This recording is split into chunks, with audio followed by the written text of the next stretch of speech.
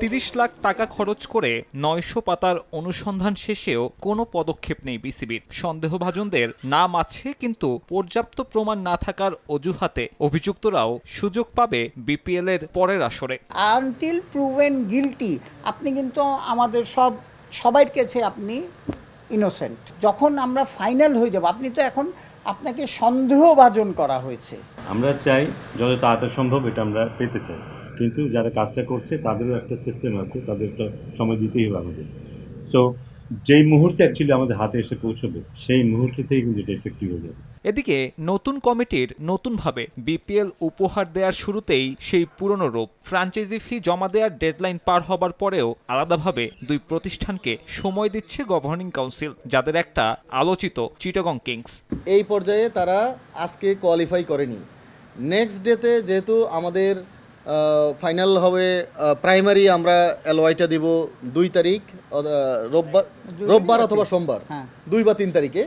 তো সেই দিন যদি তারা সব ফিল আপ করতে পারে সেটা আমরা দেখব, তারপরে উইল টেক ডিসিশন। চিটাগং কিংসের স্বত্বাধিকারী প্রতিষ্ঠান এসকিউ গ্রুপ আর দেশ ট্রাভেলস বাদে বাকি 9 আগ্রহী প্রতিষ্ঠানকে নিয়ে আলোচনায় বসেছিল বিসিবি। কাগজপত্র যাচাই বাছাই চলছে। 2রা নভেম্বরের মধ্যেই ফ্র্যাঞ্চাইজি চূড়ান্ত করার লক্ষ্য নীতি নির্ধারকদের।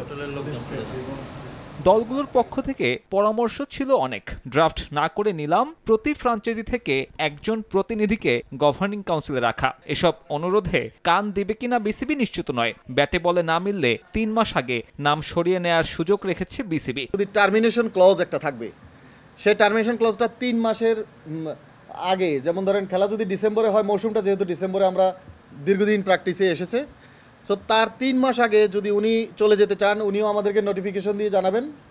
আর আমরা যদি কাউকে কোনো কারণে বাদ দিতে চাই, আমরাও নোটিফিকেশন দিয়ে তাকে বাদ দিয়ে দিব।